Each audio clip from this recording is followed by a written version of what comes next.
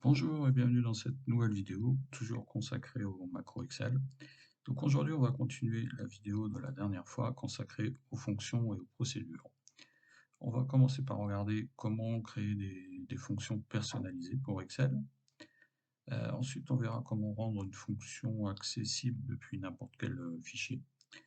Et pour finir, on verra vite fait un programme en fait, que j'ai pu réaliser dans le cadre de mon travail qui vous démontrera qu'en fait une macro, quand elle commence à être un peu élaborée, c'est ni plus ni moins que l'assemblage de fonctions et de procédures. Si vous aimez le contenu de cette vidéo, n'oubliez pas de la liker et de vous abonner à la chaîne si ce n'est pas encore fait. J'ajoute que dans le descriptif de la vidéo, vous trouverez un lien vers un livre que j'ai écrit consacré au macro VBA et dont nous allons regarder aujourd'hui le 8e chapitre. Donc la dernière fois, euh, on a, on a fait un gros focus sur le mode de passage des arguments, by val et by ref. Donc aujourd'hui, on va continuer sur les fonctions. Donc comme d'habitude, vous ouvrez un nouveau fichier et puis on va créer une fonction personnalisée qui va en fait, c'est quelque chose qu'on a déjà fait dans les vidéos précédentes, en fait une fonction qui va par exemple extraire tous les caractères numériques d'une chaîne de caractères, quelle que soit la longueur de la chaîne et quelle que soit la position des chiffres. Et on va tout simplement l'appeler ici en tapant la fonction égale et le nom de la fonction. Donc on va dans l'onglet développeur, Visual Basic, et puis on ouvre un nouveau module. Et puis on va taper le mot-clé function, parce qu'on crée directement une fonction cette fois, et on va l'appeler extraire caract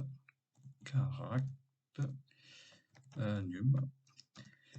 L'argument, ça va être une variable qu'on va appeler chaîne, qui sera de type string, puisque c'est une chaîne de caractères, et notre fonction, elle va renvoyer également une chaîne de caractères.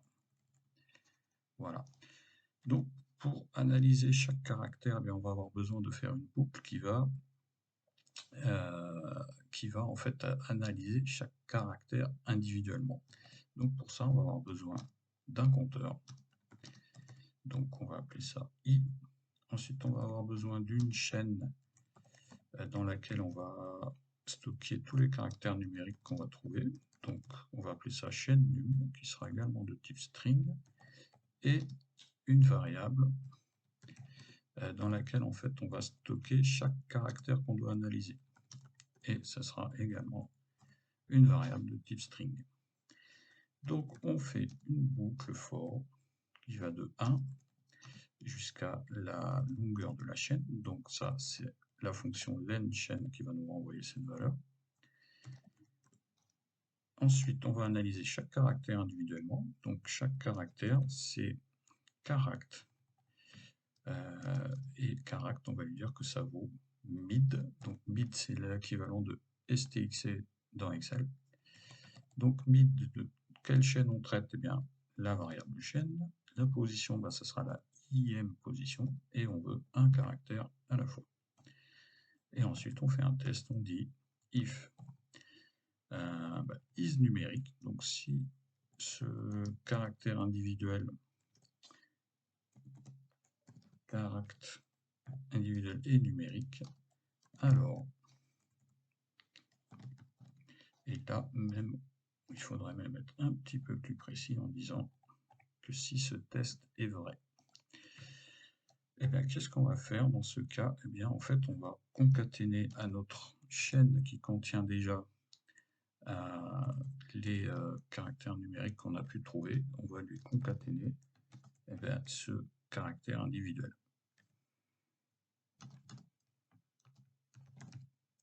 Voilà. Et ne pas oublier ici au début de dire que notre variable chaîne num, eh bien, on l'initialise à une chaîne de caractères vide. Et à la fin, on dit que extraire caractère num, c'est égal à quoi? C'est égal à notre chaîne num, tout simplement.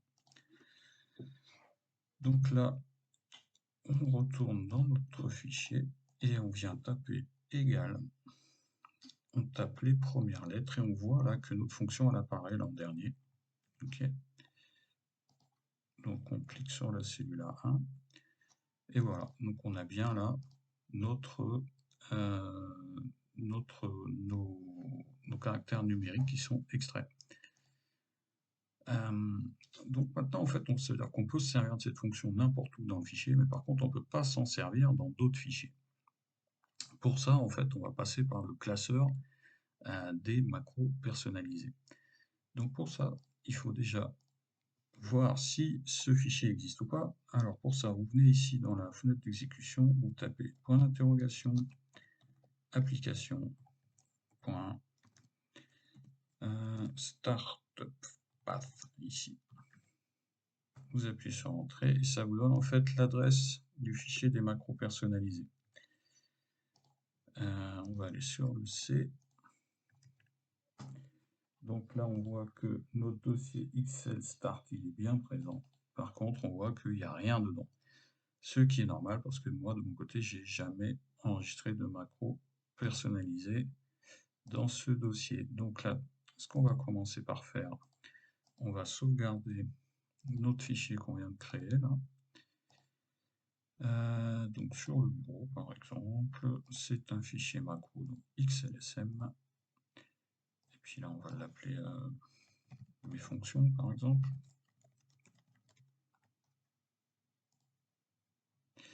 Ok.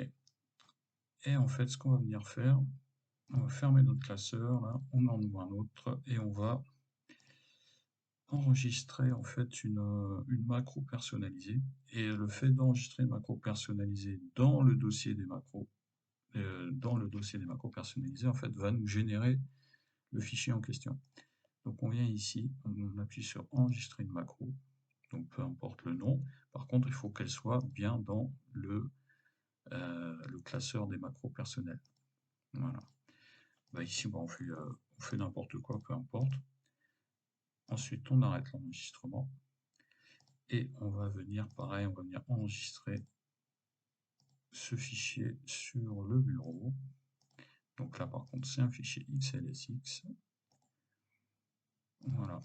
Et là, quand vous venez dans Visual Basic, bah, vous allez voir qu'ici, il y a un fichier qui est apparu, qui est le fichier des macros personnalisés. Et dedans, bah, on a la petite macro qu'on vient d'enregistrer. On peut fermer ce fichier, on enregistre. Et en fait, là, quand vous allez retourner dans le dossier XL Start, vous voyez là, il y a le dossier là qui est apparu. Donc maintenant, on a bien le dossier le fichier personnal.xlsb. Et ce fichier, en fait, il démarre en arrière-plan dès que vous ouvrez Excel. Donc là, si je ouvre un nouveau fichier, vous allez dans le développeur, et là, vous voyez, il y est bien. Donc ce qu'on va faire, on va reprendre le fichier qu'on a créé avec notre macro à l'intérieur. On retourne ici. Et ce qu'on va faire, en fait, c'est qu'on va tout simplement coller cette fonction dans ce classeur des macros personnels. Et du coup, on y aura accès depuis n'importe quel fichier. Donc, on vient là. Voilà. On copie dans notre fichier. Et par contre, il va y avoir juste une petite subtilité, c'est qu'en fin de compte, on ne peut pas appeler directement une fonction depuis ce classeur. On peut appeler une procédure, mais pas une fonction. Donc, on va passer par une procédure qui va en fait faire appel à notre fonction. Voilà. Donc là, on écrit une procédure qu'on va appeler sub extraire val numérique, par exemple, val num. Ok.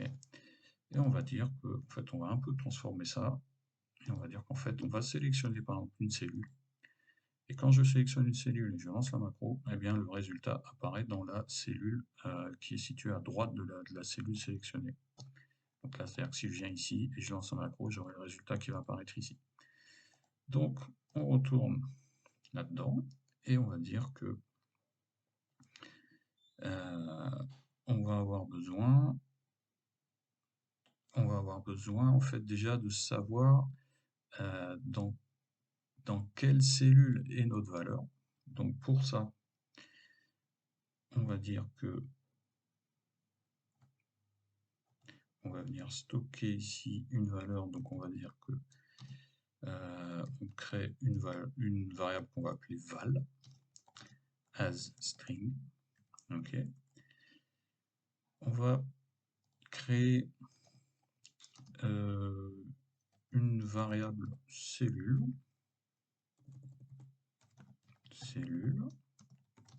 Donc cette fois c'est un range. On affecte à cellule, donc pas oublier d'utiliser le mot-clé set parce que c'est une variable objet. On dit que cellule, c'est égal à quoi? C'est égal à sélection, c'est-à-dire la cellule qui est sélectionnée. Voilà. Et ensuite, on va dire que cellule point offset, donc décalage de 0 ligne, une colonne, point value, c'est égal à quoi? C'est égal à la valeur qui va être retournée par notre fonction, et on va lui donner en argument la variable val. Et val, on va dire que c'est cellule.value.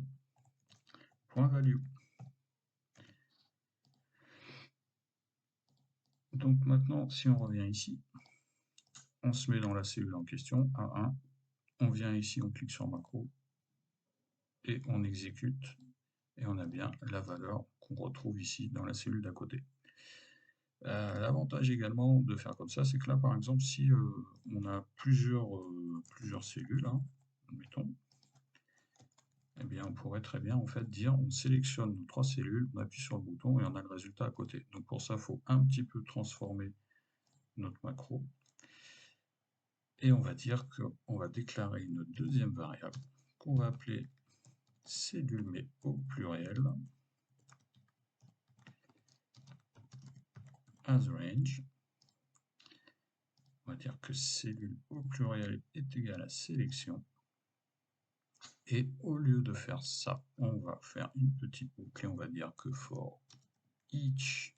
Alors for each, je vous rappelle, c'est uniquement quand la variable en question est une variable objet. Donc for each cellule au singulier, in cellule au pluriel.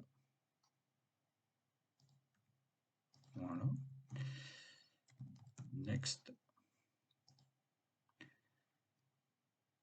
Et là, par contre, la val, on va le mettre ici, à l'intérieur de notre boucle.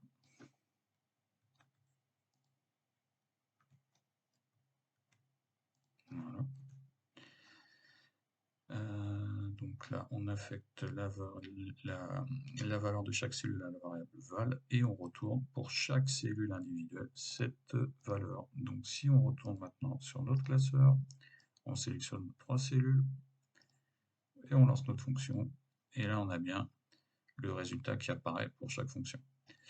Donc maintenant, pour éviter, alors, soit vous venez ici cliquer sur le bouton macro et vous choisissez, soit on peut se créer dans le ruban carrément un petit onglet macro et dedans on met les macros qui nous intéressent. Donc pour ça, vous venez ici, vous faites personnaliser le ruban. Ici, on va créer un nouvel onglet, donc on clique sur nouvel onglet. Donc il est là, et là on va le renommer et on va l'appeler mes macros, tout simplement. Et ensuite, dans mes macros, ici, bien, en fait, on va venir créer ici un nouveau groupe et on va venir lui affecter cette macro, par exemple. Voilà. Et là, on valide. Donc maintenant, si on clique sur mes macros, on voit qu'ici, on a notre première macro là qui est dans un groupe qui s'appelle nouveau groupe. Alors, nouveau groupe, c'est pas terrible. Et on va de nouveau le renommer, lui. On va dire alors mes fonctions, pas très inspiré là, mais bon. Voilà. Et donc là, si on supprime tout ce qu'il y a dans la colonne B, vous venez là, vous sélectionnez tout, vous appuyez là, et vous avez bien votre résultat. Voilà pour la vidéo d'aujourd'hui. La prochaine fois, on abordera un sujet très intéressant qui est l'utilisation d'une bibliothèque additionnelle. Donc pour le moment, on a utilisé uniquement les bibliothèques standards. Et cette bibliothèque additionnelle, elle va nous permettre en fait de, comment, de recenser en fait le contenu d'un dossier et de tous ses sous-dossiers, de parcourir en fait l'intégralité d'un répertoire, d'un dossier, de manière récursive pour lister absolument tout. On peut faire d'autres choses également avec cette bibliothèque additionnelle qui s'appelle, donc je vais venir tout de suite vous la montrer, et je vous montrerai la prochaine fois comment on vient la référencer, etc. C'est une bibliothèque qui s'appelle Microsoft Scripting Runtime. Elle est là, ici. Donc on verra ça la prochaine fois. Eh bien, je vous dis à la semaine prochaine, et puis bah, n'oubliez pas de liker les vidéos si elles vous ont plu.